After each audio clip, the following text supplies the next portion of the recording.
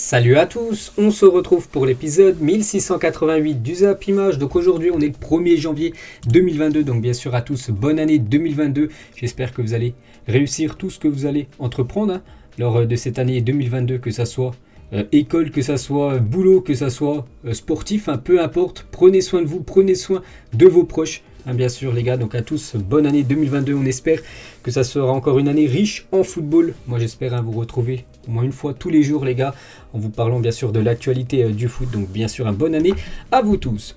Donc aujourd'hui en ce 1er janvier, donc il y a quelques joueurs qui fêtent leur anniversaire en ce 1er janvier. Tout d'abord on peut voir que Abdoulaye Doucouré, le joueur de Everton, il fête aujourd'hui ses 29 ans.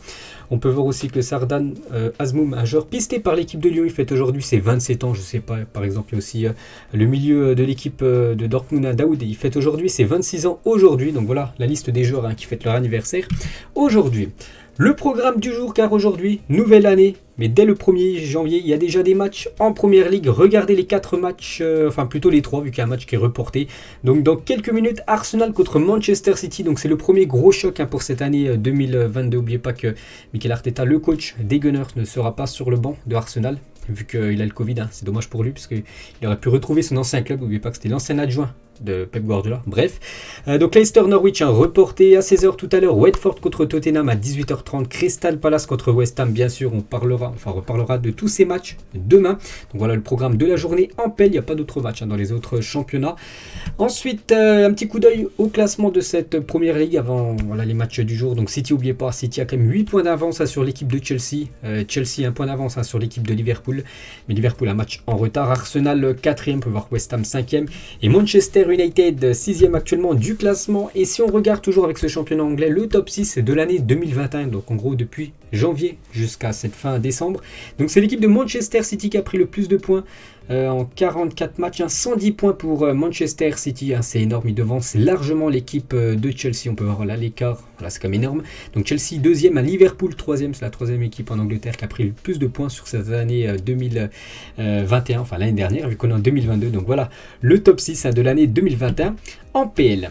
Ensuite, quelques infos transferts. Donc hier, enfin pas hier, c'était cette nuit à minuit, c'est officiellement l'ouverture du mercato hivernal.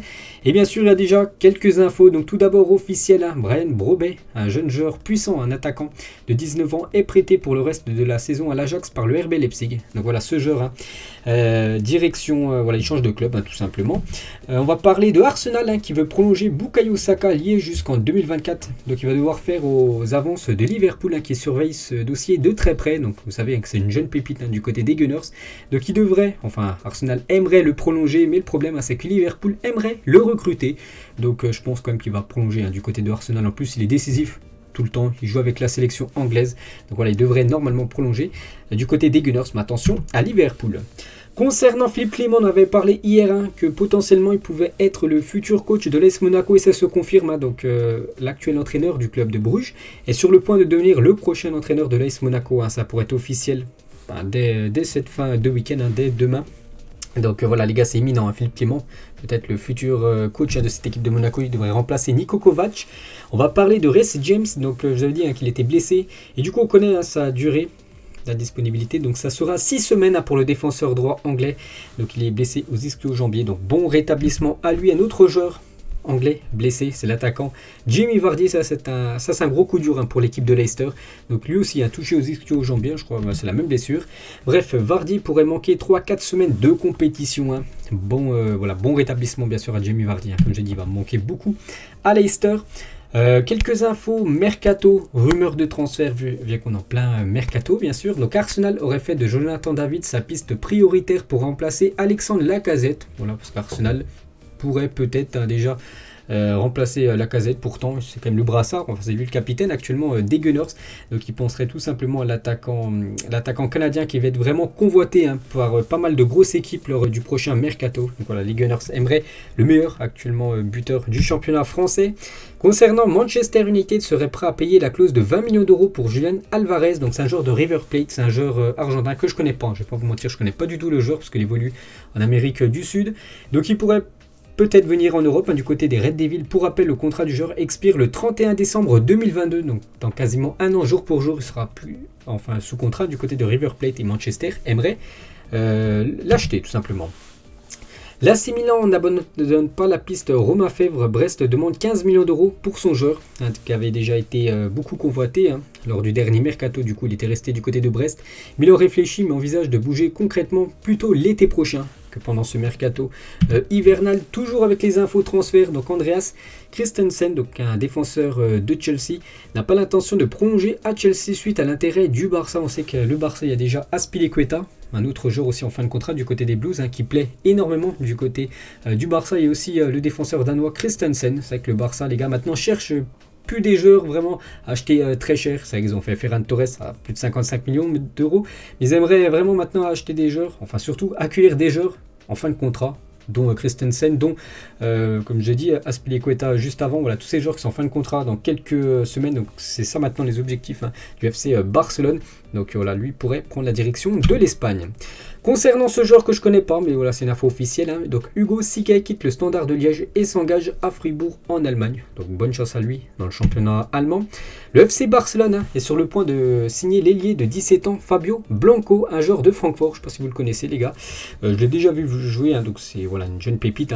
Il a seulement 17 ans, donc il va signer jusqu'en juin 2024 et c'est imminent. D'après Fabrizio Romano, ça pourrait être peut-être la deuxième recrue du Barça pendant ce mercato hivernal, après la recrue bien sûr Ferran Torres. Concernant l'Olympique lyonnais, avec Shaqiri et Lyon plutôt, désolé. Lyon n'est pas convaincu par Shaqiri, souhaite déjà le vendre cet hiver. C'est vrai qu'il est à Lyon du côté, ça fait déjà quelques mois. Et du coup, il ne fait pas trop l'affaire du côté de l'OL. Et du coup, Lyon, on serait déjà à vendre tout simplement le joueur suisse. Concernant Lisandro Lopez, l'ancien joueur de Lyon, donc c'est officiel, poursuit sa carrière et signe au CA Sarmiento en Argentine. Donc c'est une toute petite équipe, c'est qu'il avait annoncé mettre un terme à sa carrière professionnelle. Donc là, c'est une équipe, je pense, amateur, voilà, parce que je ne connais pas du tout l'équipe. Donc voilà, les gars, Lisandro Lopez, toujours en service, cette fois-ci, du côté d'un club argentin. L'OL a fait une offre de 4 millions d'euros au Zénith pour Serdar Azmoum. Je l'ai dit, il fête son anniversaire aujourd'hui, donc toujours pas d'accord entre les deux clubs. Les Russes souhaitent trouver un remplaçant avant de laisser filer l'international iranien. C'est vrai que Lyon le voulait déjà lors du dernier mercato, l'été dernier. Ils reviennent à la charge pour cet hiver, pour le joueur iranien, un joueur du Zénith. Concernant Tony Martial, n'oubliez pas que Martial veut absolument quitter l'équipe de Manchester, son agent l'a dit. Donc Martial devrait être prêté sans option d'achat au FC Séville. Après, voilà, donc ça pourrait se faire. Après, c'est surtout le problème, c'est son salaire. Je ne sais pas si c'est Séville qui va prendre l'intégralité de son salaire, qui est énorme, ou est-ce qu'il y aura un 50-50 entre Manchester et Séville pour payer le gros salaire du joueur français, mais devrait prendre la direction de l'Espagne pour cette deuxième partie de saison. Concernant Rafinha, j'en avais parlé il y a quand même quelques jours, je vous avais dit qu'il était proche du Bayern Munich et du coup, voilà, des fois dans le foot, vous savez, il y a des coups de théâtre, donc Rafinha pourrait finalement prolonger son contrat avec Leeds United. Deco, son agent, discute depuis plusieurs semaines avec les dirigeants de cette équipe de Leeds. Du coup, il pourrait peut-être prolonger du côté de l'Angleterre. Newcastle, vous savez, le nouveau riche, donc maintenant voilà, là, c'est une fenêtre, c'est parfait pour Newcastle, ils attendent depuis longtemps l'ouverture du mercato hivernal, donc ça y est, c'est enfin ouvert. N'oubliez pas, il pourrait dépenser minimum plus de 200 millions d'euros, donc il y a beaucoup de joueurs, de noms de joueurs qui circulent, et un autre joueur, c'est Newcastle qui prépare une offre pour recruter Jordan Verretou pour ce mercato cet hiver. L'Inter Milan travaille sur le dossier Matthias Ginter, le défenseur va quitter Gladbach prochainement. Le Bayern est également intéressé, en plus je crois qu'il est c'est parfait pour le club qui aimerait l'avoir, parce que c'est un joueur qui est en fin de contrat, en fin de saison. On peut voir voilà, que l'Inter et le Bayern intéressés par le joueur Ginter. Michael Cuisance, l'ancien Marseillais, donc toujours joueur du Bayern, mais bon, il joue très très peu au Bayern. Donc il est en ce moment en Italie où il doit passer sa visite médicale avec l'équipe promue Venise avant de s'y engager. Donc là, il devrait rejoindre la Serie A. Michael Cuisance, la Juventus met en vente Alexandro. Son prix est fixé à 15 millions d'euros pour le latéral gauche brésilien. Le Brésilien est en fin de contrat en 2023. Le club veut le vendre cet hiver ou l'été prochain au plus tard. Donc voilà, c'est imminent, le départ d'Alexandro. Pour l'instant, on n'a pas de nom de club qui pourrait potentiellement l'accueillir. Concernant l'AC Milan, n'oubliez pas que l'AC Milan cherche un défenseur central. On a entendu la piste Umtiti, la piste Abdou Diallo, le défenseur du Paris Saint-Germain, et maintenant c'est un autre défenseur, c'est le défenseur de West Ham, Issa Diop, qui est pisté par l'équipe de l'AC Milan pour remplacer Kadjer qui s'est blessé jusqu'à la fin de la saison. Concernant Giovanni Simon, donc l'attaquant de Hellas Vérone, une équipe en Italie, serait la cible de Séville et de l'Atlético Madrid, qui devrait formuler une offre cet hiver pour le buteur. N'oubliez pas que l'Atlético, le coach, c'est Diego Simon, c'est tout simplement son père. C'est pour ça que peut-être il pourrait travailler avec son père du côté des Colchoneros. Une petite info concernant Godin qui a reçu 3 offres différentes. Il quittera Cagliari dans les prochains jours. Il décidera bientôt de la meilleure solution pour son avenir. De ce côté, Cagliari remplacera Godin par Matteo Lovato, vient après de l'Atalanta Bergame. Donc voilà une petite info concernant l'ancien joueur de l'Atlético Madrid. Concernant Antonio Rudiger, il se rapproche énormément du Real Madrid. N'oubliez pas que le Real, priorité c'est 3 gros joueurs. Donc Mbappé, Haaland et aussi Rudiger en défense. Donc le défenseur allemand veut doubler son salaire et c'est ce que le Real Madrid est prêt à lui offrir. Donc c'est pour ça que c'est parfait en plus pour toucher bien sûr une prime à la signature en rejoignant l'équipe du Real pour ce joueur allemand qui est en fin de contrat, en fin de saison. Abdou Diallo qu'on a parlé juste avant, donc les discussions se poursuivent entre le PSG et l'AC Milan autour d'Abdou Diallo. Paris propose un transfert sec mais le club lombard souhaite se le faire prêter. Voilà, je vous l'ai dit, l'AC Milan cherche absolument un défenseur central. On va parler de Cristiano Ronaldo ce 1er janvier qui domine encore. Léo Messi, pourquoi? Voilà, parce que si on regarde sur les dernières années, depuis 2008, donc le nombre de buts inscrits, soit par Messi, soit par Ronaldo, donc club plus sélection, et on peut voir que sur cette année 2021, enfin l'année dernière, vu qu'on est en 2022, ouais, donc Ronaldo, lui, c'est 47 buts, son dernier but a été inscrit il y a quelques jours contre Burnley, donc 47 en tout, alors que Messi 43, et même en 2020, Messi c'était 27, et Cristiano Ronaldo 44, on peut voir sur les 2 dernières années, c'est à chaque fois Ronaldo qui a fini devant Léo Messi. Donc après sinon c'est kiff voilà, parce que souvent aussi Messi a marqué plus de buts que Cristiano Ronaldo. Et Messi, ça fait un carton. Vous savez que c'est un nouveau joueur du Paris Saint-Germain depuis quand même quelques mois. Et c'est vrai qu'il a rapporté quand même beaucoup d'argent à cette équipe du PSG. Donc Messi, ça fait un carton. Donc sans grande surprise, le maillot floqué du numéro 30 de l'Argentin est celui qui a été le plus vendu par le PSG. Cette année, il devance le numéro 7 de Kylian Mbappé qui arrive en seconde position. Et le maillot de Neymar en 3e position, donc les 3 stars du Paris Saint-Germain, bien sûr c'est les maillots qui se vendent le plus. On peut voir de ce point de vue, l'arrivée de Messi est une réussite, malgré son faible rendement on peut dire en Ligue 1. Le maillot floqué de Messi représente notre meilleur lancement de maillot de tous les temps, confirme le Paris Saint-Germain auprès de Sportune. Le record datait de 2017, l'année de l'arrivée de Neymar à Paris. Et dans ce secteur aussi, le PSG confirme sa montée en puissance. Le club de la capitale écoule désormais plus d'1 million de maillots par saison, c'est énorme. Rares sont les clubs à y parvenir. Manchester United, le Real Madrid, le Bayern ou encore le FC Barcelone, les plus gros clubs de la planète qui arrivent à vendre plus de 1 million de maillots par saison. Maintenant le PSG, voilà, parmi ces clubs qui vendent énormément de maillots, même si les chiffres du club catalan devraient baisser avec le départ de Messi. Bref, en 2021-2022, le PSG s'est tout simplement installé dans le top 2 des clubs de foot, au moins des meilleurs vendeurs de maillots dans le monde. Je crois que le premier, c'est l'équipe du Real Madrid, qui vend le plus de maillots, et le Paris Saint-Germain, numéro 2. Donc voilà, l'arrivée de Messi, bien sûr, a fait gagner beaucoup d'argent au Paris Saint-Germain. Ensuite, on va parler du championnat portugais. Et avant-hier, il y avait un match. C'était entre l'équipe de Porto et l'équipe du Benfica. Porto s'est imposé 3-1 et avec son succès face au Benfica. Le FC Porto est sur une série de 11 matchs gagnés en Liga Portugal. Ça va très bien actuellement pour l'équipe de Porto. Les joueurs de Conceição n'ont toujours pas perdu un match depuis le début de la saison. Et actuellement, ils sont ex-aequo avec l'équipe du Sporting du côté du championnat portugais. Il était une fois à Porto. Regardez ces légendes. On peut voir par exemple Falcao, même Rames Rodriguez. Voilà, 2 anciens joueurs de cette équipe portugaise. Quelques photos de grands joueurs à l'époque. Tout d'abord Léo Messi, on peut voir QG, mais on peut voir l'année, c'était en 2007. Voilà, le look de Léo Messi il y a quand même quelques temps. Neymar aussi, quand il était bien plus jeune, à l'époque où il évoluait du côté de Santos. Luis Suarez, voilà, un petit peu, c'est compliqué. Il a beaucoup changé, bien sûr, niveau look de visage. Et aussi Cristiano Ronaldo, bien sûr, au début de sa carrière. Ensuite, regardez les joueurs les plus précis dans le dernier tiers en Première Ligue en 2021. On peut voir que c'est Wijnaldum, malgré qu'il ne joue plus. Voilà, du côté de la Première Ligue. Il a quand même joué la première partie d'année, vu qu'il évoluait du côté de Liverpool. Et c'est lui qui a réussi le plus précis. C'est lui qui a été le plus précis, en gros, du côté du championnat anglais. Mais regardez dans ce top 10, on peut voir énormément de joueurs de Manchester City, John Stones, Riyad Mahrez, Bernardo Silva, Zinchenko, Rodri, Gundogan, Phil Foden, Aymeric Laporte. En gros, sur les 10, il y en a seulement 2 qui n'appartiennent pas à Manchester City. Sinon, tous les autres, ils appartiennent à Manchester City, en fait, tous les autres. Donc voilà, pour vous dire que Manchester City, avec leur possession. Voilà, ça se ressent bien sûr niveau stats. Regardez le 11 des joueurs ayant la plus grande valeur marchande en Liga. On peut voir par exemple en attaquant, c'est Antoine Griezmann actuellement qui coûte le plus cher, 50 millions d'euros. C'est que c'est pas Karim Benzema, parce que Benzema, voilà, il est quand même vieux, il a quand même 34 ans, c'est pour ça qu'il vaut moins cher actuellement que Antoine Griezmann. Vini Junior, actuellement 100 millions d'euros, il a pris une hausse de plus de 50 millions d'euros. Vini Junior, on peut voir Félix, lui qui a perdu 10 millions d'euros par rapport à l'année dernière. Je sais pas, il y a qui coûte aussi très cher. Pedri à 80 millions d'euros, Ferland Mendy 50 millions d'euros, ou même un Français les gars, Jules Koundé en défense, 60 millions d'euros pour le défenseur du FC Séville.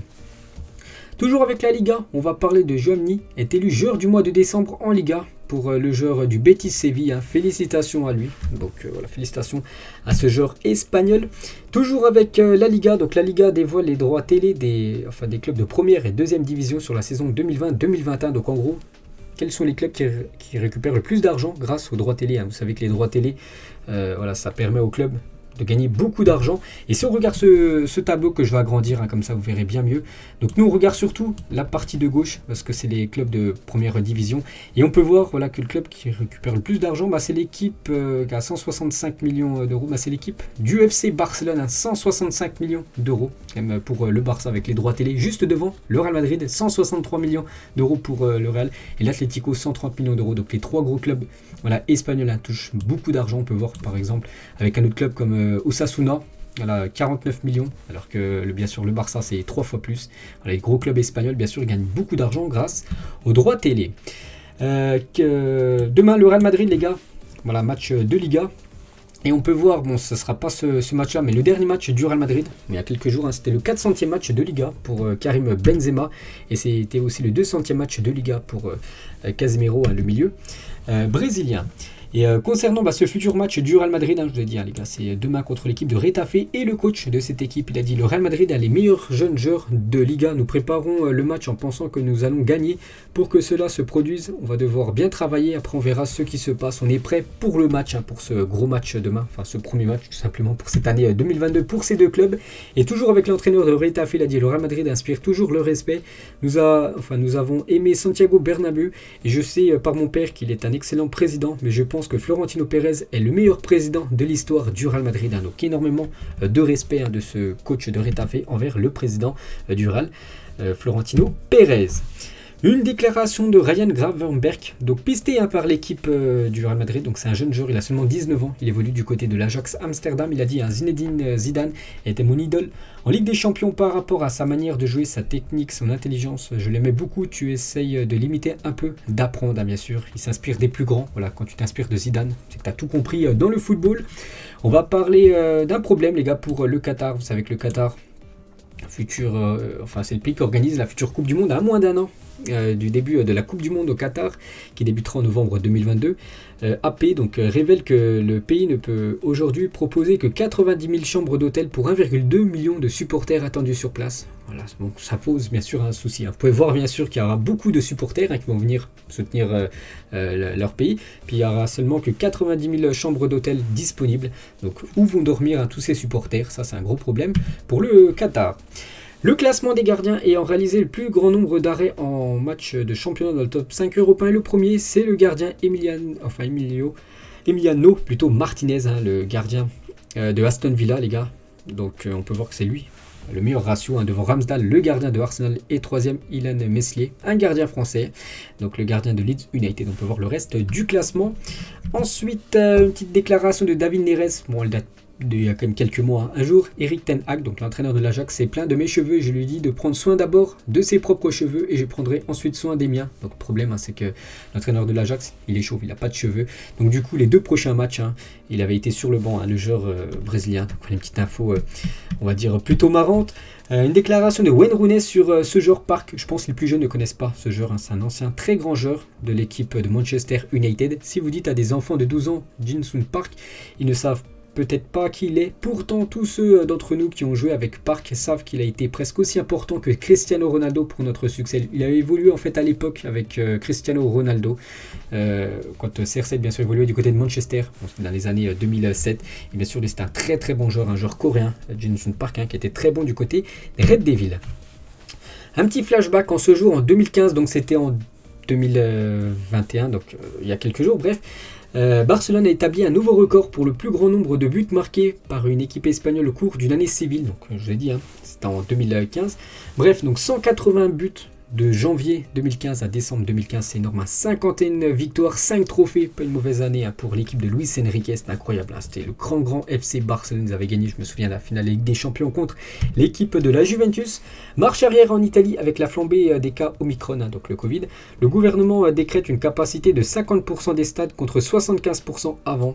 Donc voilà, en gros, maintenant ça sera seulement 50% de la capacité du stade qui pourra accueillir du public. Avant c'était 75%, vu que maintenant il y a un peu trop de cas Covid.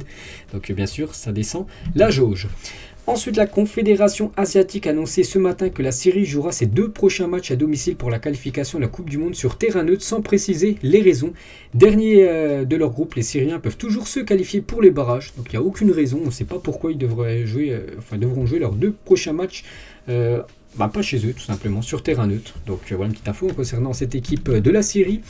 On va parler de Pep Guardiola, qui fait une belle déclaration sur Kevin De Bruyne, le joueur belge. Kevin a quelque chose d'unique au monde. Nous savons tous que c'est un joueur exceptionnel. C'est toujours agréable de sentir que vous faites partie du plan de jeu. C'est absolument le cas de Kevin, bien sûr, Kevin De Bruyne. Très très grand joueur de cette équipe des Citizens. Une petite info concernant un match de Ligue 1. La rencontre entre Angers et Saint-Etienne prévue le 9 janvier prochain, donc dans quelques jours, est reportée en raison d'un trop grand nombre de cas Covid du côté de Angers. J'en ai parlé il y a quelques jours, il y avait plus de 20 joueurs du côté de Angers avec le Covid, tout simplement. Du coup, ce match contre l'AS Saint-Etienne est reporté.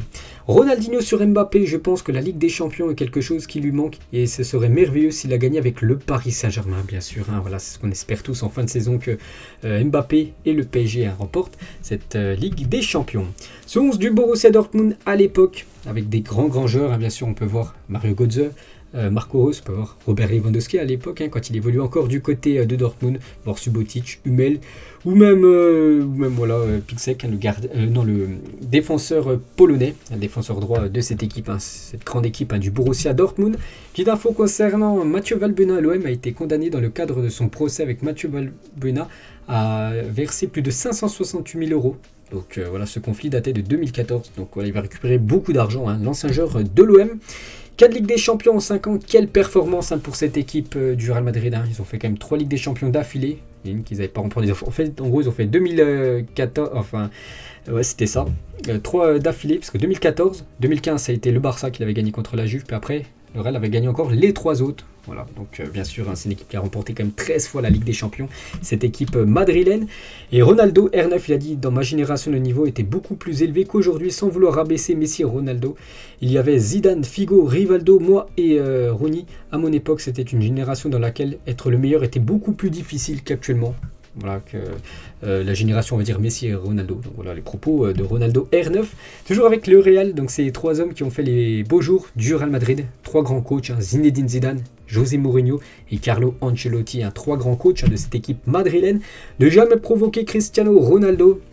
Donc la photo de gauche, quand Ronaldo par exemple était mené avec son équipe, après on peut voir soit le comeback, soit la remontada de Cristiano Ronaldo, bien sûr, buteur décisif dans les matchs.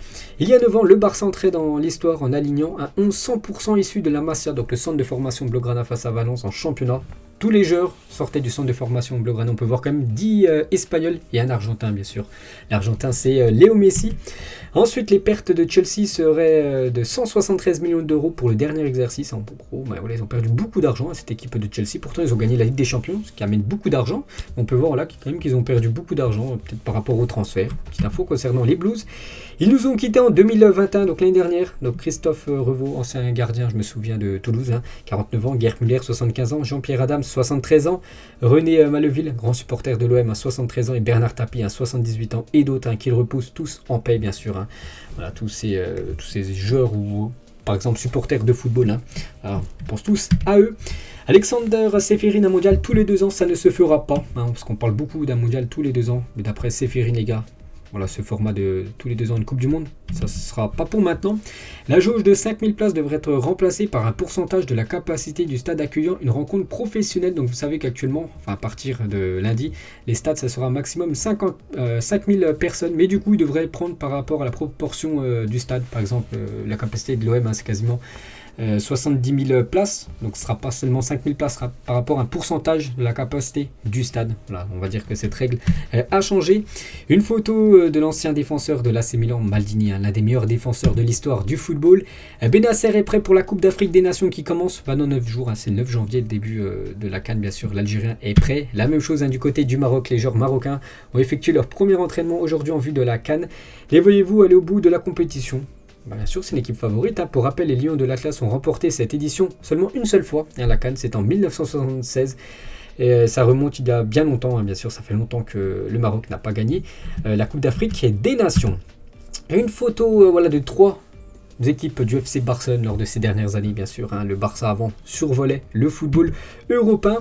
Conte ouvre la porte à un retour à l'Inter. L'Inter a posé les bases pour construire quelque chose d'important et rester au sommet pendant de nombreuses années. Peut-être que je reviendrai un jour pour essayer de renverser les choses à nouveau. N'oubliez pas qu'il est parti de l'équipe de l'Inter. Pourtant, l'Inter avait gagné le championnat. Donc, du coup, il dit peut-être dans le futur, il pourrait pourquoi pas revenir un coup jouer, surtout entraîner du côté de l'Inter Milan. Thomas Müller en Bundesliga, n'oubliez pas, il a disputé 400 matchs pour 147 passes D, 134 buts et 10 titres pour ce joueur tellement sous-coté, le joueur allemand. Le défenseur du Racing Club de Lens, Facundo Medina, a été placé en garde à vue pour violence présumée sur une ex-compagne. Les faits se seraient produits en Argentine dans la nuit du 24 au 25 décembre dernier. Donc une petite info concernant ce joueur de Lens, actuellement dans de mauvais draps. L'AFP rapporte que Samuel Eto'o devrait 1 million d'euros au fisc espagnol quand il évoluait à l'époque du côté du Barça. Et on finit, c'était la dernière info bien sûr sur Eto'o, donc on finit bien sûr avec cette bonne année 2022 bien sûr. Aujourd'hui on est le 1er janvier, donc voilà les gars, j'espère que ça vous a plu cette vidéo. On se retrouve dès demain les gars pour le prochain épisode. Prenez soin de vous, profitez de ce jour férié, de ce 1er janvier. Et voilà, allez moi je vous laisse, bonne journée à vous et à plus tard.